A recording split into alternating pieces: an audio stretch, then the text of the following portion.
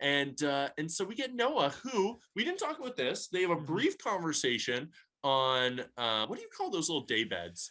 It starts with a P. Paluas. Sure. Is that what they're called? I heard someone say this episode, but I do Palumpas? not. Oompa Loompas. Yes. Loompas? Yeah. So they're on the Oompa Loompa, and they're trying. Noah's in his current, like he's in his natural state, which is liquefied, and he's just like, just lying there like this. And Abigail has her head on his chest, and they're talking, and I'm falling in love with you. Blah, blah, blah.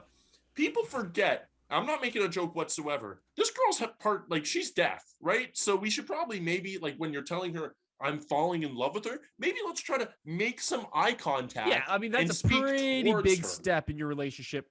You maybe want to like sit up. Yeah. Speak up. Like, yeah, buddy, why are we acting like we just woke up from a nap? Yeah, dude. Yeah. So to me, it's like that is not the way you say. And I honestly believe her, where she said, "I didn't hear it," and he thinks she's just tuned her out. Clearly, that is just a microcosm of their bad communication. Like, if you can't even say that you're falling in love with a girl and her realize it, well, then you probably have some bigger communication issues to work through generally. And also he goes, look, I am falling in love with her.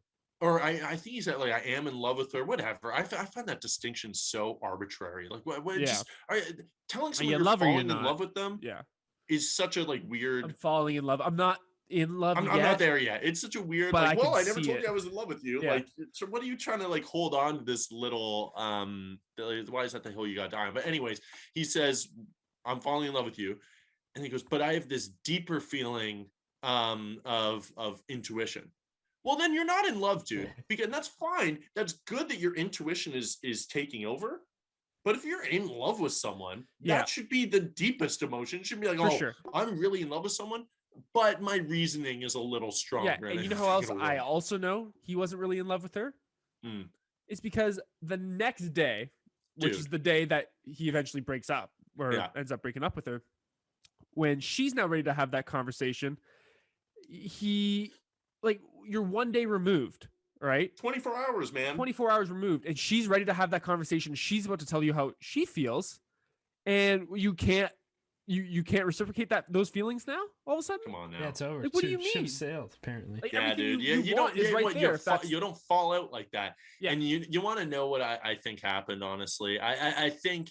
And this is no fault of his own. It's the nature of the beast. I think he looked around, saw a bunch of other couples, and I think he got caught up in the show. I think it was just like, hey, this is what I'm supposed to say. Not even consciously, but I think he did get caught up in that whirlwind romance. I'm like, well, the next step is this, or else we're done. It's kind of one or the other. Sure. And he said something that he wasn't ready to say. However, my man, have you, A, never broken up with someone, B, never been broken up with, or C, never witnessed a breakup in television, in society before?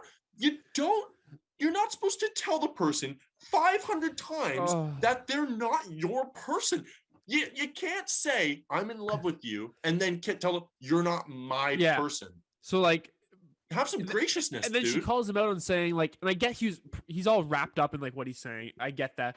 But then she like very blatantly just says, well, yesterday you told me you're falling in love with me. So like, so you made that up then, or you're a liar. And he goes, well, I'm not a liar. I meant everything I said. Well, you legitimately cannot mean everything you said if you're claiming she's not your person. You just can't. I couldn't agree more. And like, I've seen people on the internet taking Noah's side, but okay, so let me say this. Like, look, Abigail, she seemed a little closed off. Yes, I get that.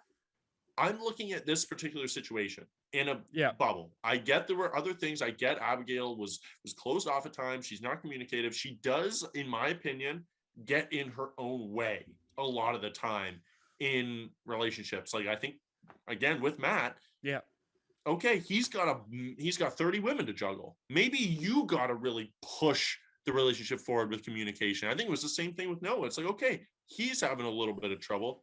You got to make a big leap. And she's not, to me, a big leaper. However, I don't know, Gary, I'm very interested on your thoughts. I'm in this situation, I'm Team Abigail. You can't say you love someone and then 24 hours know that they're not your person. Then you didn't mean it. I don't know. What are your thoughts? Well, I'm definitely Team Abigail in this situation. I feel like it's hard to be on Noah's side. I don't know why so many people are jumping on his side. I get in the big picture of things. You can be on his side a little bit, but this episode is just like so bad for him.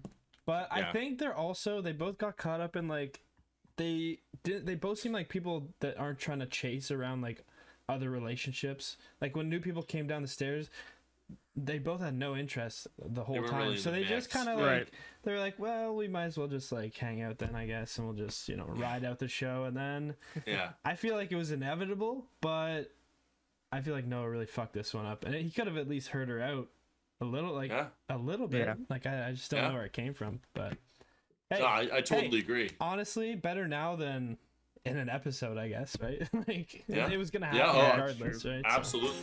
So.